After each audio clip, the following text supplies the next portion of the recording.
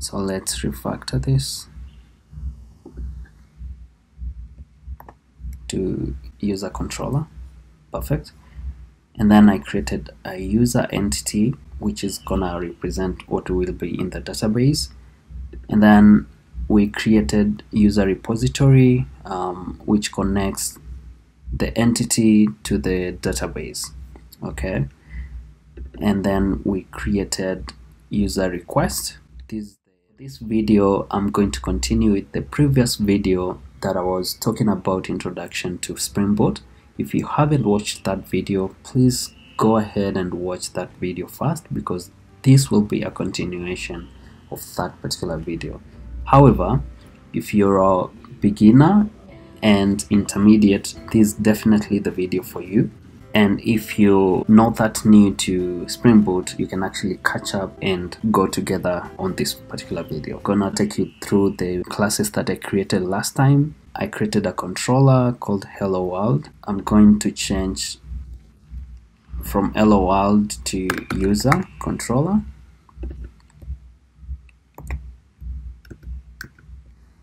Okay, so let's refactor this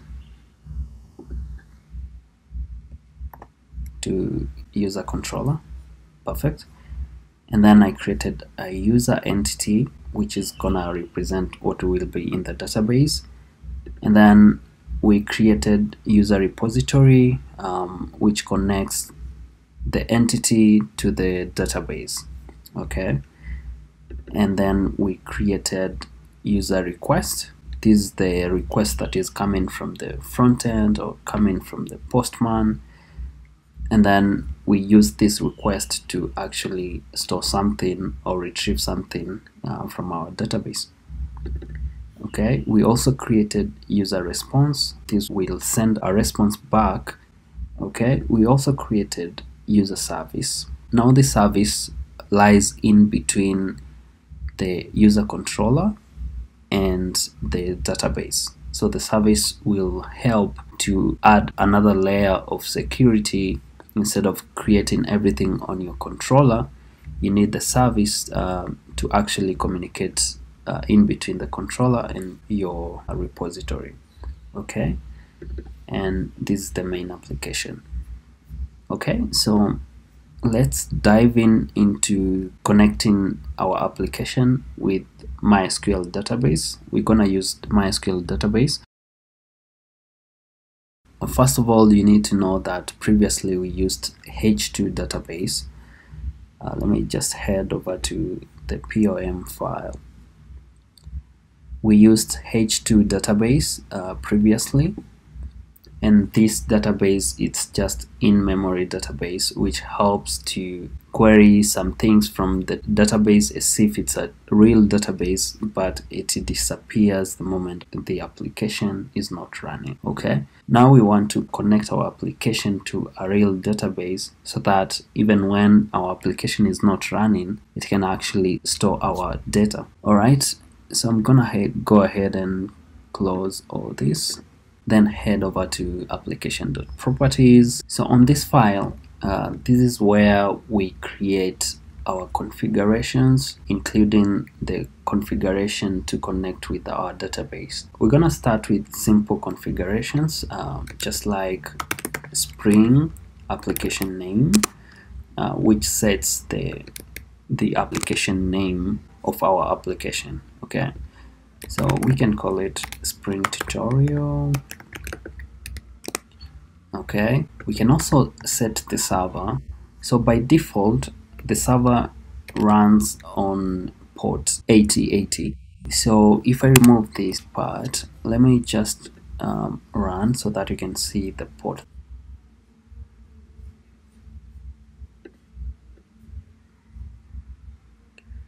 Yeah, so by default, it runs on port 8080. However, you can actually choose to change that. We can probably say 8081 and try to run it again.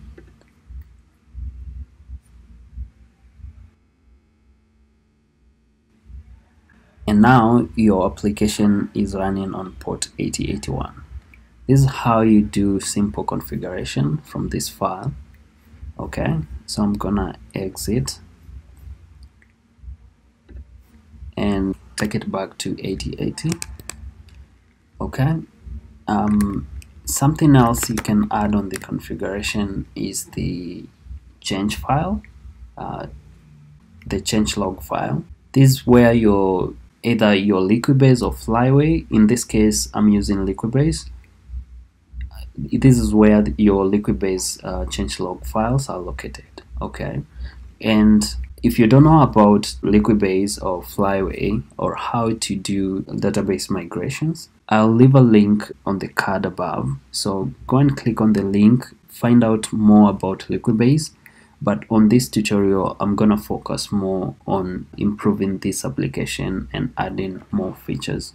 So simply I'll create I'll link the class path, which is db.changelog, and then changelog master. I'm gonna show you in a minute where this file will be located.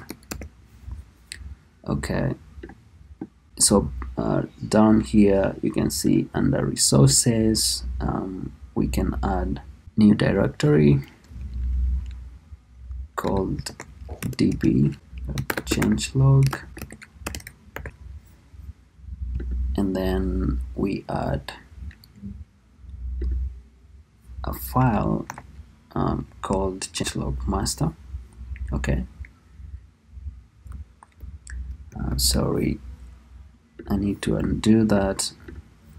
It should be an XML file. Sorry for that.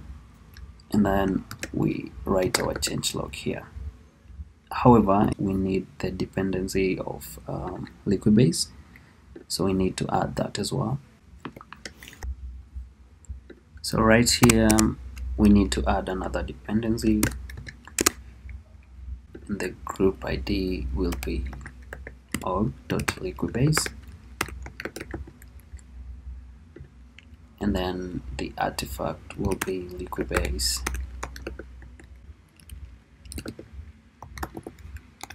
Maven plugin. Okay, and then we can also add the version, can start our installation. So under downloads, I have MySQL. Okay, click on it.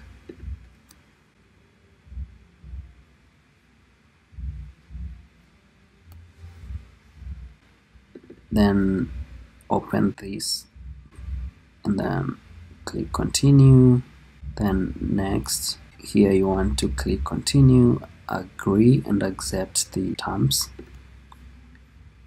Okay, next we need to install. Okay, this is the computer password, so go ahead and put your computer password, and then the installation has started. And then next it will tell you whether to use password or to use legacy password encryption. Go with option 1, which is default. Go to next, and then you'll be prompted to put password for your SQL. So this is the password that you're going to use for root user. So I'm gonna choose a simple password, but a complex one, and click finish. And then one more time, just put your computer password.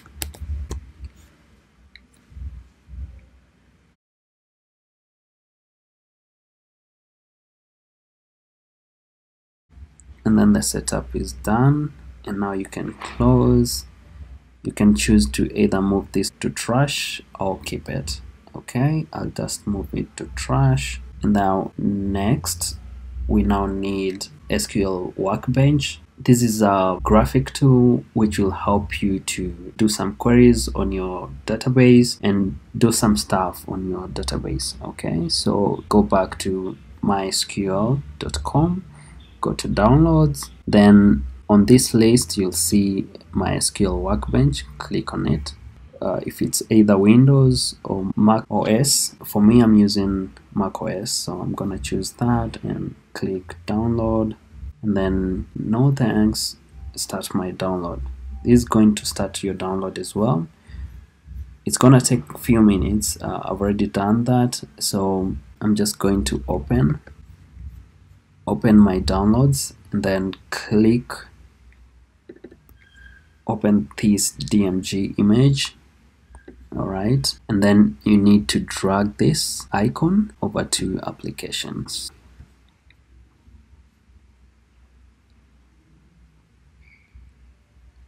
Alright, it's done. You can close that, and now with command space I can just search Workbench or SQL Workbench. Click to open. Alright, then click open. It's gonna open SQL Workbench, and this SQL Workbench will help you to connect to your database. So let me just close this. Alright, so it's open. It gives you this connection, local instance, but you can actually add your own connection if you want to. First of all, let's just go ahead and delete this. Click delete connection, delete, so that we can start all over again. Okay, we can give it a name, local instance. Alright, and then this is the host name, which is 127.0.0.1, which is your local address, local machine address, and it will connect on port 3306, and this is the root name. Okay, and now it needs you to put your password, the password that you created during your installation.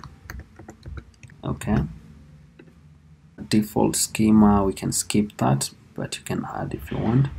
Click OK, and then perfect. You go to schemas. We don't have a schema yet, but we can actually create one. But before we do that, we need now to go back to our application and try to add these connections so that everything is set up. Okay, so first we need the URL to our local database, so that will be spring.datasource.url. all right, JDBC MySQL, and then localhost, okay, which is the same as the address that we just saw, and then the port was 3306, and then we can give our schema right here. So the schema that we are linking it to is the schema that we are going to create on the workbench. Okay, we can just call it Spring Boot, and then we also need to put the username and the password. We just saw the username is root, and the password. Okay, now here you have to put your password, whatever password you added during your installation.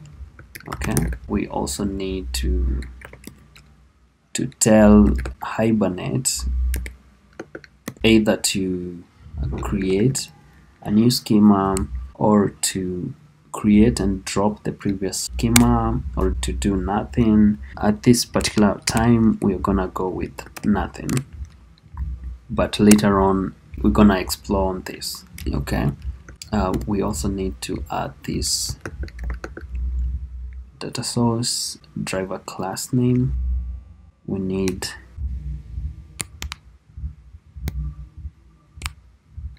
I don't know if we do have the dependencies right, because we need the MySQL dependency. Yeah, we don't have that, so we need to add the dependency as well. So right here,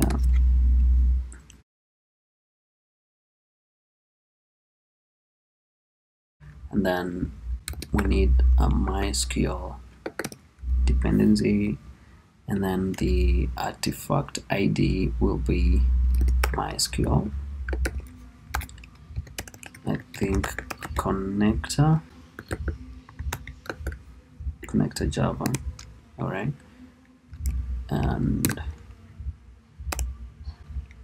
optional. Yeah, just chose to put optional because sometime we can choose to use the Hibernate connector. I think I misspelled the connector.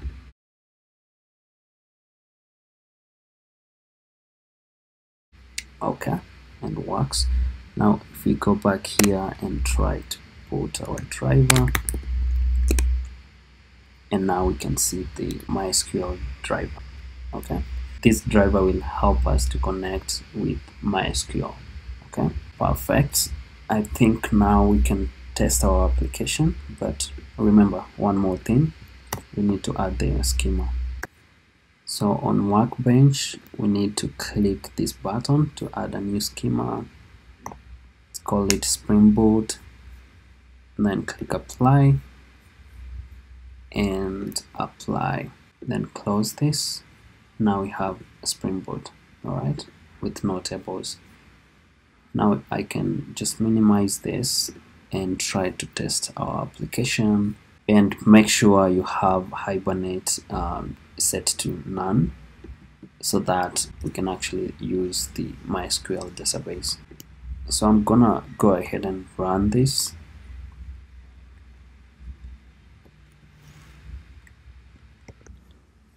Okay, and we are getting an error here.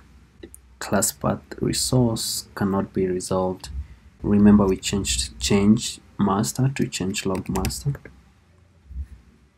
So let's try again.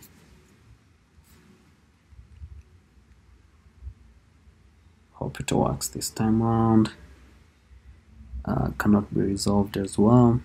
What's happening?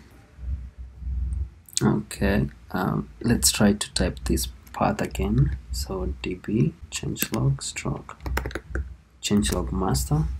Okay.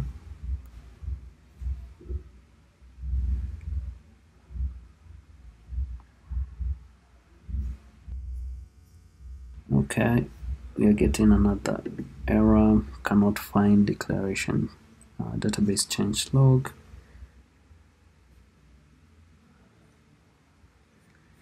Okay, so if you go to changelog master, cannot find this. Let's look at the dependencies and see if it works, if everything is okay. Okay, so we have Liquibase. Let's go ahead and just add one Liquibase dependency, see if it works. Liquibase.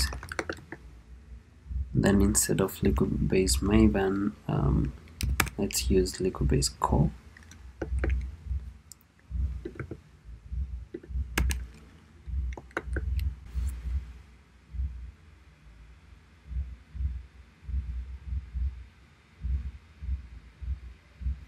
Okay.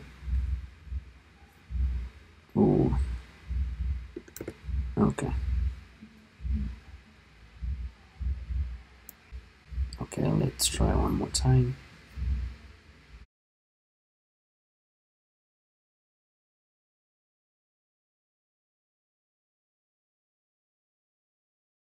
So let's check all the way.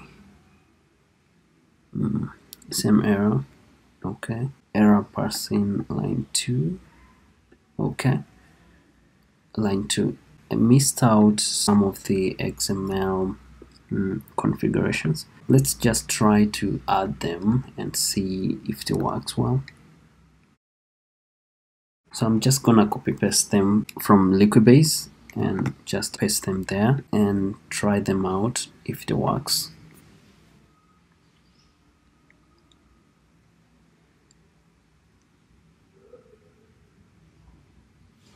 Yeah, this is good. Now we have a different error.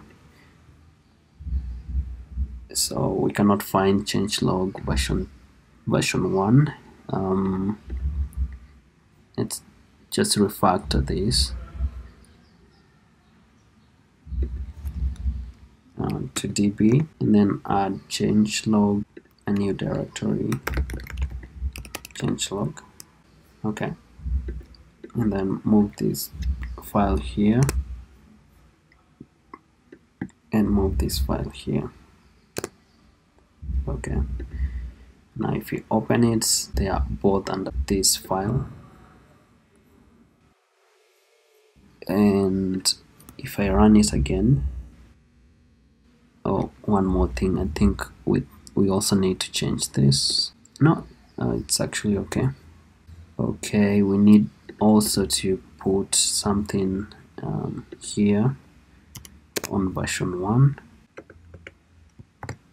Okay, try to run it again one more time. Okay, and now we have a different error message. Springboot.user doesn't exist. Okay, now we actually need to just comment out these lines because we don't have a table name by user. Comment out these lines, yeah, just like that. Or you can choose actually to add a table on Liquibase, and the Liquibase will do the work for us. But since we have just connected with our database, we just create a new table right here. Create table, call it user. Okay.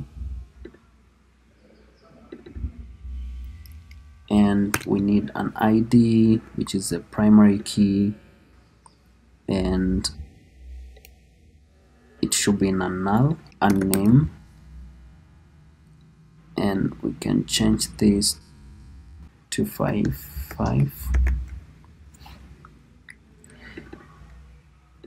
And we can actually leave the last part. Let me just do away with this. We can leave the part for age and see if our changelog will work. Okay, then click apply. ID, name, let's delete the last part, then click apply, then close. Okay, then back to our application, see if we can connect. Something must be wrong. Let's see what's happening. Oh, age, yeah. Okay, so let's just go ahead and create age on our workbench. Then guys, if the time allows, I'm gonna show you how to do it on the changelog. If the time doesn't allow, please click on the link above and just go and learn about Liquibase. Okay, it will do all this work for you. Okay, so sorry, under tables, I think I need to close this. Don't save. Close that.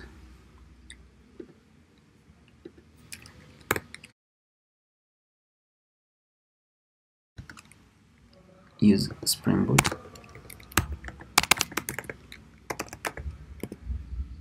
Then we need to alter our table user and add one of the columns. Okay, so down here we simply say alter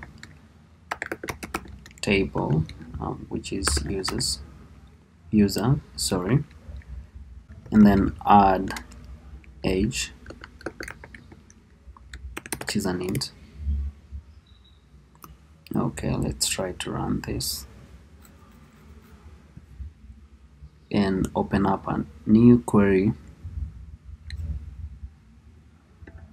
Go to user, a new query, yeah, and the age is added down here. Okay, so perfect. So let's go back to our application, try to connect with it, go to Postman, yeah, and that works. We get an empty list since we don't have any user saved. We think this is get. Now if we want to save a user, we change it to post. Something must be wrong.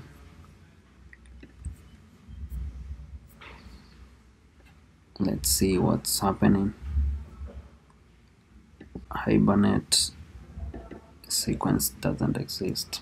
Okay, so let's just go to our entity and see what's happening.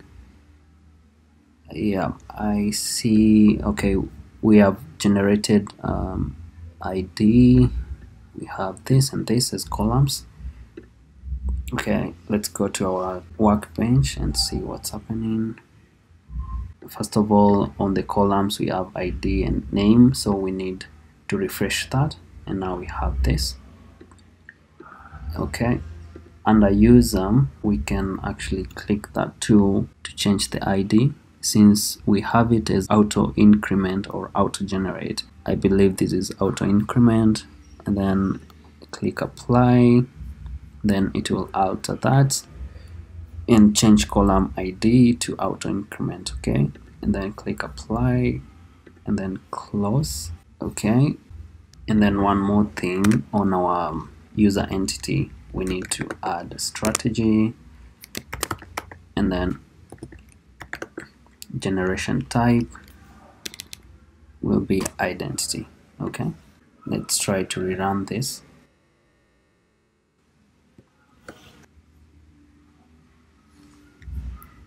Then go to our postman and try to, yeah, and it works. So the ID should be auto incremented even on our database.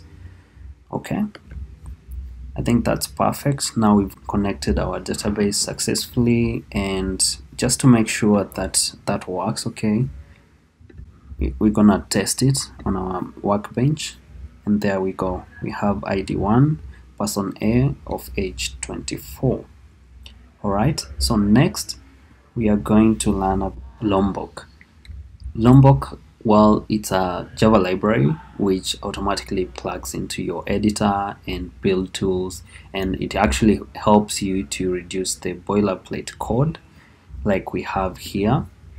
For instance, on this entity we actually have getters and setters on this, and we also have a constructor.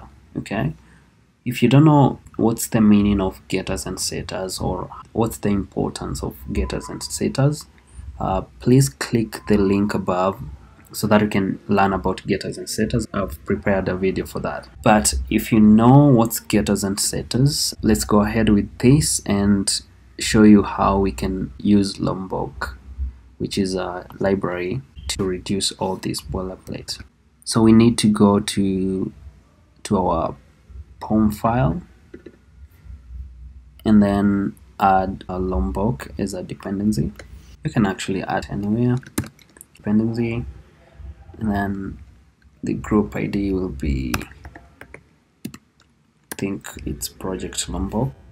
We don't need it right now. Project Lombok,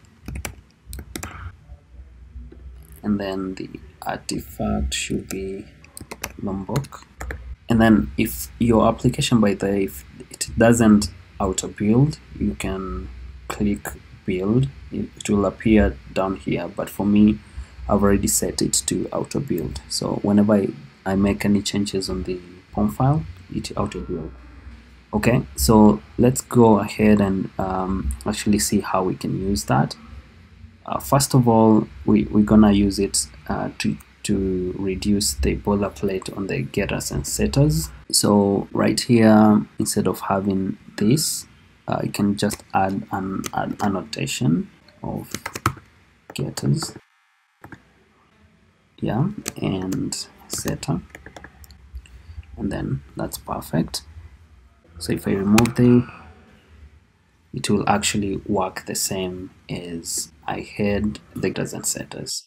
Okay, another way we can use this is by removing the constructor. You see, now this is the empty constructor that you need on serialization. So instead of having that constructor there, you can just say add no args constructor, and then that's perfect. And then if you need another constructor with the variables, now you need to add all args constructor, and this will act as if you have a constructor here, and then pass in the name and age, sorry, string name and int age, and then have this dot age equals to age, this dot name equals to name. Okay, so instead of doing all this, you can use Lombok to actually do it for you. So if you say all args constructor, it actually creates this constructor behind the scene. So for this entity, we don't need all args constructor, and I can remove that. But there is somewhere we can use all that, which is the request that is coming. Here we also don't need this part, and we don't need this part. We actually need all args constructor, as well as getters and setters. We also need to convert this to string. I'm gonna create a video of how you can convert classes into string and what's the use of that. Okay, so for this tutorial I'm gonna focus on just introduction to Lombok.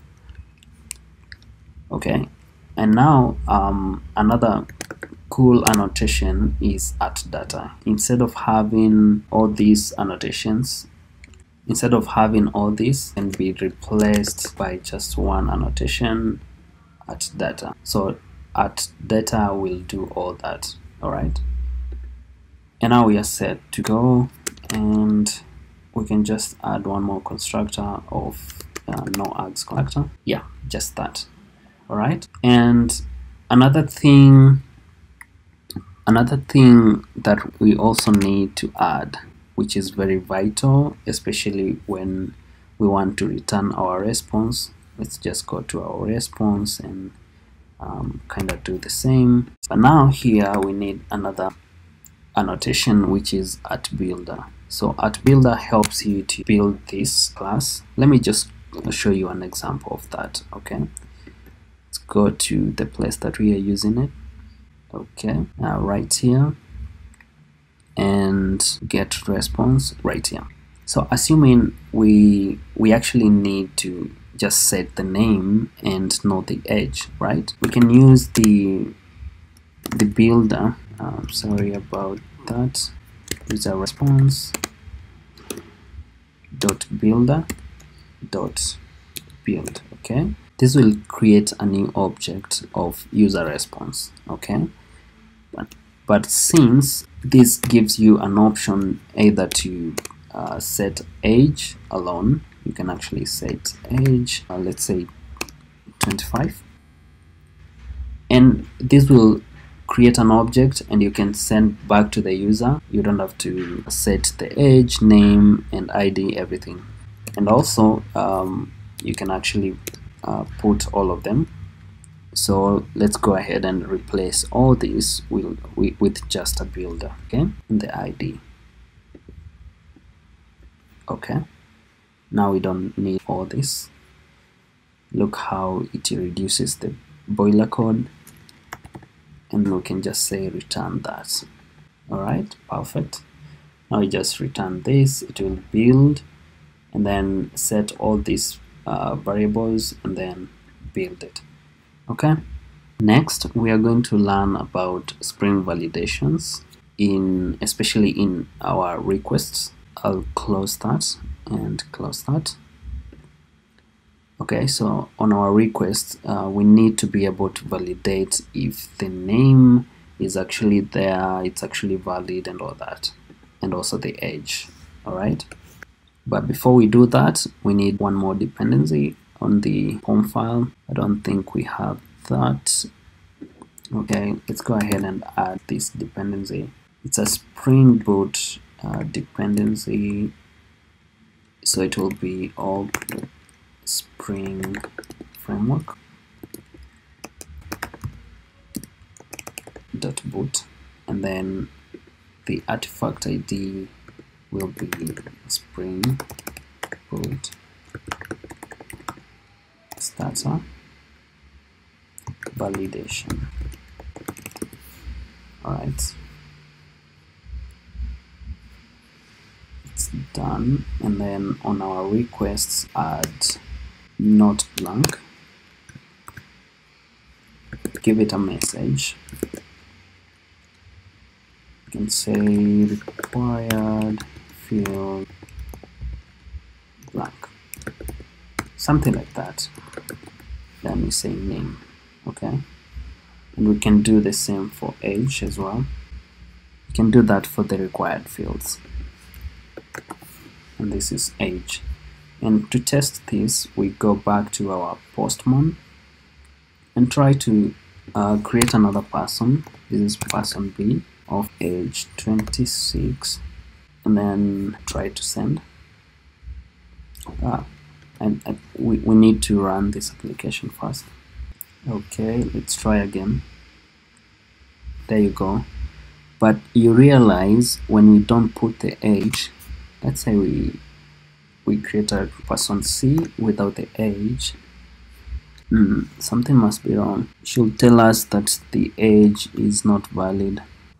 This looks okay, so I think we missed one annotation here at valid, so that it can validate our request. Okay, so let's try to run it again. Okay, go to postman, try it again. Something must be wrong.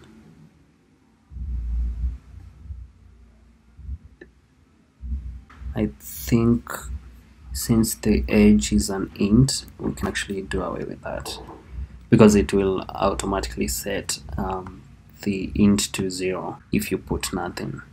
So let's run again, try it out. Go to postman,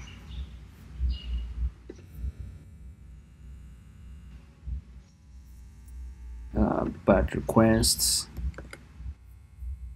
and if we go back to our application, it can actually show us that validation failed for this, and we have a message. Let's see if we have a message right here. Yeah, at the very end we have a message, required field blank name. Okay, so guys, the reason that it's not showing on this side, of which that error message should come on this side instead of bad request, is that we haven't configured the errors. So next tutorial I'm gonna show you guys how you can configure the errors so that you can actually show custom errors on the front end side.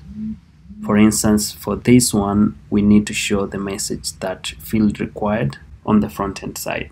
How are you doing, guys? Welcome back to my tutorials, and today we are going to talk about polymorphism. If you're new here, welcome to my channel, and if you haven't subscribed to my channel, please go ahead and hit that subscribe button so that you can get videos like this every time I release a new video. But without further ado, let's get into the video. Polymorphism is the condition of occurring in several different forms. So let's go ahead and find out what is polymorphism in object-oriented programming. Polymorphism is the capability of a method to do different things based on the object that it is acting on. In other words, polymorphism allows you to define an interface and have multiple implementations. So I think this will be more clear if we get into an example and try to elaborate it. Let me just go ahead and create a new project very quickly.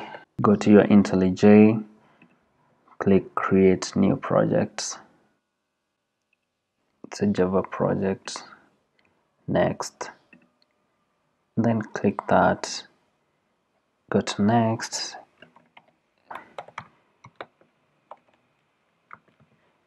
polymorphism, and finish.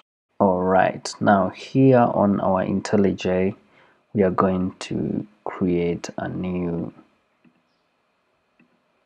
class right here under your company name, and create a new class. Let's call it laptop. Okay, this is the parent class.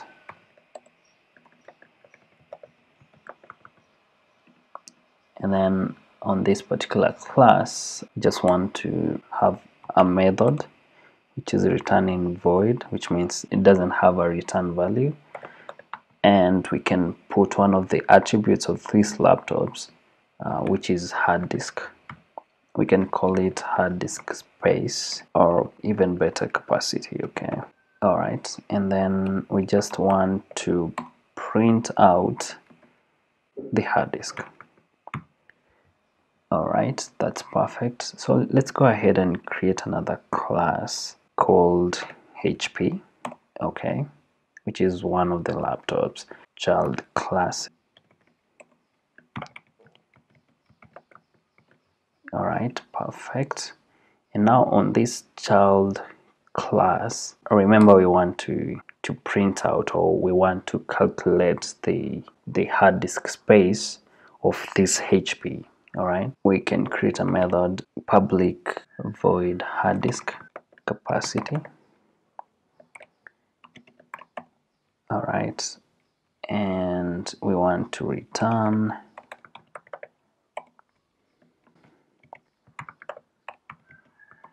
hard disk space of HP is 500 MB, for instance. Okay, and then we create another class called Lenovo. Okay, and pretty much we should have the same attribute with HP. Okay, so that we try to achieve polymorphism, and we only change this part to Lenovo, and these parts we can say 250 megabytes. Okay, that's perfect. So first of all, let's just assume we didn't have the parent class, which is a laptop. Okay, so that I can show you at the same time what's the importance of polymorphism. So assuming we only have HP and Lenovo, and both of them have got the same attribute, which is hard disk, we want just to call this so that we can see the results of each. So let's go ahead and create an instance here of HP, both HP and Lenovo,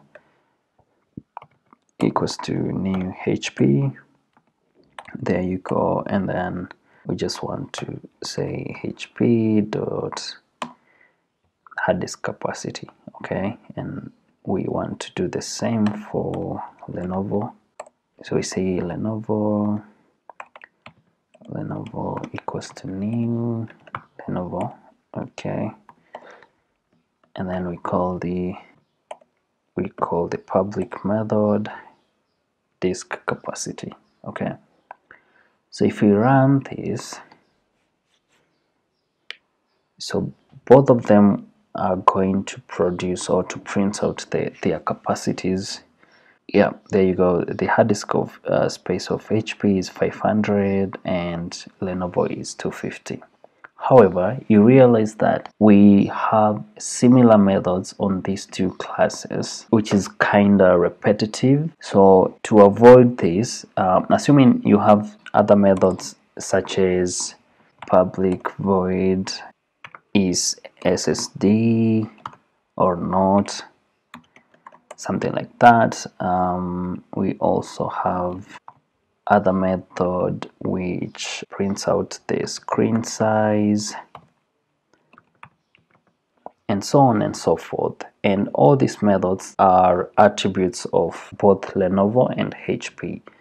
So instead of having these attributes repeated on these two classes, we can just have one class, which is the parent class, having these attributes, okay, such as that, and then extend them on the child classes. So this will extend laptop, and then you can now add another annotation, which is override, and then you'll be able to override this method right here. Let's see what happens. For instance, if we just extend for HP and we want to calculate the size of HP.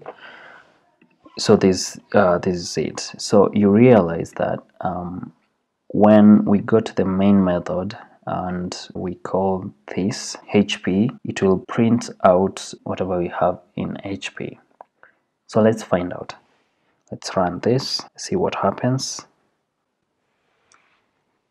So unless you call this class, this won't be printed if you just call HP. Let's go ahead and try to produce the printout from that class, which is laptop. Laptop equals to new laptop dot hard disk capacity. Let's run it again, and there you go, the hard disk and then the rest. However, the best way to represent this, even if you have other methods here, unless you want to do some logic on the parent class, then you don't need to add anything here. You can actually remove that and also remove the body and then change the class to an interface. Okay, let's do the same for this. Okay, and is SSD, we can change it to Boolean. All right, let's try to do the same for this Boolean. And now instead of extends, we can say implements because it's an interface. Okay, and now if we have to implement, then we need to override that and then return, we can say return true. And then for this one, we also need to override, and then we can print out, let's just copy this right here as SSD, and then copy this to here and say screen size equals to 13 inches. Okay, so we can do the same for Lenovo, then implement laptop, then change this to Lenovo, and the same for this. Okay, and we are done. And now we cannot instantiate laptop. And now we have HP and Lenovo. So let's try to run it again. And there you go. So in short, all of these methods are here. Okay, we can remove the word public. We don't require it. All of these methods are on laptop, and we just override them according to our need and put the logic for HP and the logic for Lenovo. Okay, that's a simple implementation of polymorphism, and this is what we call overriding. So polymorphism comes in two ways. One is overriding and the other one is overloading, method overloading. Method overloading, it's simply having one method name but receiving different attributes or returning different things. So let me just show you in an example. So assuming here on HP we also have public int calculate speed, something like that. Okay, and we pass in int some attributes. Okay, and then we say int speed equals to some attribute, and then return int. All right, return speed, sorry. And just to to make sure that we capture this, we capture what the speed is or what method is being called, then we can print out the speed right here equals to, and then we just add calculate speed, and then we pass int speed right here, and then speed. Okay, and then we add another method down here for something else. Let's change screen size to get speed, or actually we can turn this method to the main. Let's just put it here, go back to HP, do away with that, and then right here just put it under each method. Okay, and then change this to speed, and then change this to speed. Alright, and then right here we can put actual speed, and it should be an int as well, and then we can say speed int speed equals to some attribute plus actual speed. Okay, so you realize that the method name is the same as this one. So if we come here, try to call this method hp.calculate speed, then it depends on whatever we pass through, right, in the arguments. So if we want to use the first method, for instance, we just want to pass 3, which is an int, then it will automatically take this method and not the second one, because the second one receives 2 arguments. And just to be sure, let's go ahead and try if it prints out 3. Okay, so let's run this, and there you go. So this is what we call method overloading. We're using the same name for 2 or more different methods, but it depends on whatever we are passing in the arguments or whatever we are returning. So if I just add another attribute here, another argument here, like 4, then it should print 3 plus 4, which is 7. So automatically it picks this method, and this is what we call method overloading. So there you have polymorphism. So now at least you have a better understanding of polymorphism, which is the condition of occurring in several different ways. Like for instance, this is the same method name but doing 2 different things, and the other one we had one method but it's been overridden in 2 different classes, and in these 2 different classes returning 2 different results according to that class. So that's it for this video. Thanks a lot for watching, and please subscribe to my channel so that you can support me, and see you next time.